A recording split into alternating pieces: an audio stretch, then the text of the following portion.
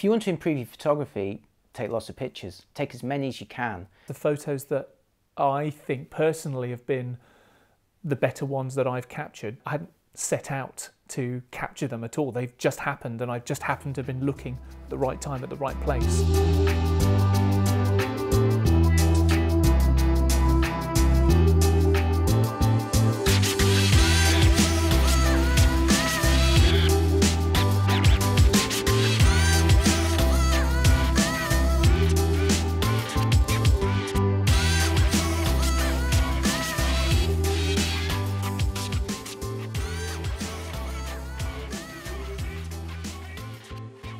The beauty of photography as an artistic medium in general is that it's very quick and easy to digest it, and I think that's one of the things I like about it most of all. I think friends of mine who say are musicians and they say, hey, I've done something new, do you want to hear experience my art? And I'm thinking, I've got to listen to their song for 3 or 4 minutes, or it could be something even longer, or if they make short movies or feature movies. Photography can be consumed very, very quickly.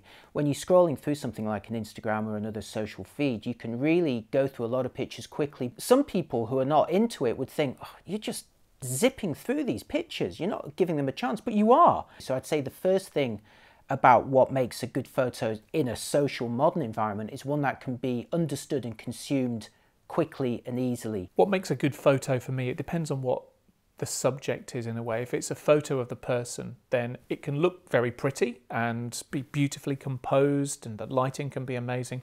But if I don't feel as though I'm getting to know the person behind that picture, then it's losing something for me. A good portrait shot looks good, but also reveals something about that person. Same with a landscape, I think, as well, or with a still life of some kind. It needs to look good, but there needs to be another layer to it that suggests a mood, suggests an emotion, suggests something else that's going on beyond purely just the visuals.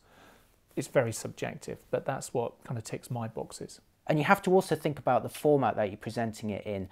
I see some photos typically by more traditional older photographers who say, I know this looks terrible, but zoom in and you'll see this insane detail.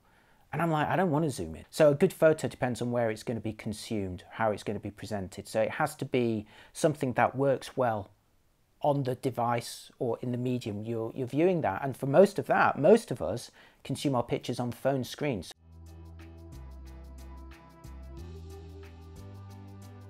I love travel, I love food, so inevitably most of my own photographs are of me eating food while I'm traveling. I love going to different places, so a lot of my photography is typical travel shots.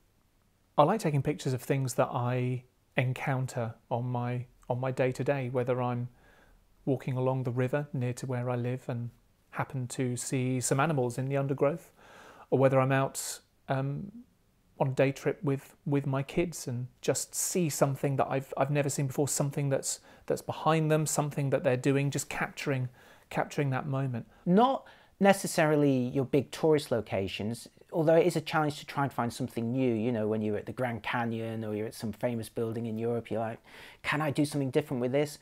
But what really appeals to me is the stuff that's just to the side. Either other people taking pictures of the famous shot, you could do a kind of street angle on that, or again, looking for interesting patterns and textures. I love all of that stuff, more kind of abstract photography. I don't really do very many setup photographs. I don't go to a studio. I don't set up an arrangement of things on a table unless it's a food photograph, which I sometimes do as well. But other than that, it's just something that I see in a moment. Try and capture it, try and capture the essence of that moment, not just what it looks like. And I like to mix it up. I think, again, when you're presenting your pictures in a mobile environment on Instagram, it's important to look at your feed, look at your stream, and I try and vary that. So I wouldn't post, say, 2 black and white pictures in a row.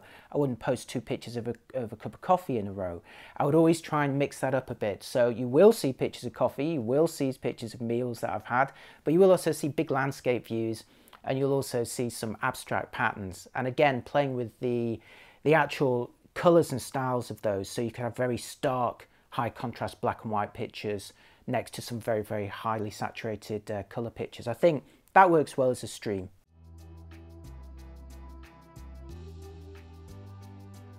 It's quite difficult to imagine a dream photo shoot for me because I don't really plan them. My photography is things that I see while I'm walking around or on trips.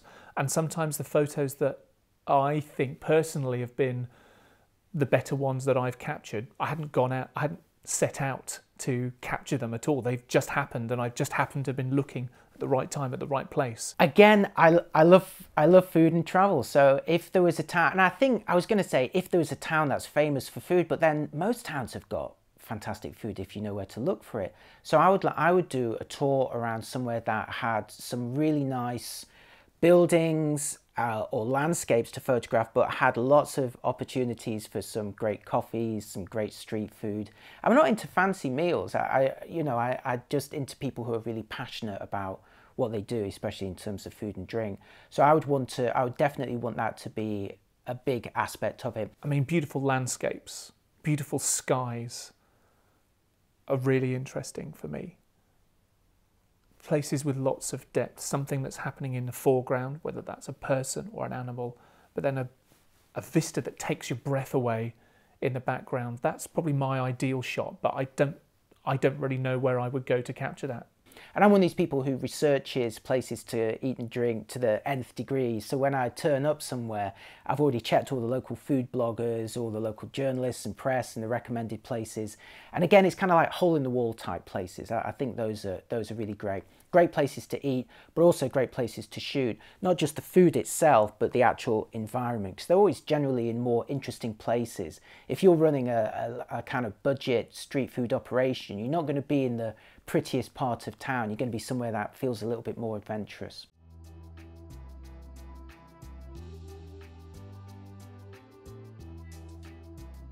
If you want to improve your photography, take lots of pictures. Take as many as you can and look at what other people are doing. Look carefully at the pictures that you like, whether they're other photographs or even paintings in an art gallery. I really enjoy looking around galleries and also, you know, other people's photos. And when I see a picture that I like, I look at it, I sort of study it more carefully and try and work out what it is I like about it. Is it the positioning on the frame? Is it the light? Is it the subject? You know, paintings from hundreds of years ago or pictures that were taken and posted just seconds ago, that you can learn a lot from them. So I would say it's a combination of taking as many pictures as you can to perfect your art, to practice your art, to try and find your style, and also crucially to get to know the camera that you're using, because some may do things in slightly different ways. So you really need to be able to know that camera as well as you can. But then try and work out what it is you like about pictures, what you like about other people's pictures. Use that. Maybe try and copy a few of those ideas. There's nothing wrong in emulating what other people have done, but then as soon as possible, try and develop your own version of it, your own style. If I had one tip for someone looking to improve their photography, whether it's with a mobile or whether it's with a big camera, clean your lens. Particularly with mobile, number of shots that I've taken, sometimes my wife or my friends have taken, and it's like, what's that? What's that smudge in the middle of the shot? And oh, it's a fingerprint. Because your phones are in your pocket all the time, you're holding them, it's very, very easy to put your finger over the lens. Sounds like a bit of a cheap tip really, but actually just give your phone a little bit of a wipe on your hanky or on your jumper before you take a picture, and that will make the world of difference. And if you're looking for a nice sharp shot to come out the other end. I had a lot of photography books when I was a kid growing up, and I loved looking through them and going, oh, I really want to take that kind of picture. Not that exact picture, but a picture maybe from a very low angle of a landscape with a rock very close, which may not have occurred to you. Or where you see light streaming across between buildings and illuminating one part of a street as somebody walks through it. You see a picture like that and you think, yeah, I'd like to take a picture like that. Well, you're not going to go to the exact same street at the exact same time, so you're not copying the actual composition, but the idea has inspired you to go and do something else. So that sort of thing, you know, try and consume as much imagery as you can. Although that said, the other approach is to consume no imagery at all and come up with a completely original style, but that personally didn't work for me. I like looking at other people's pictures.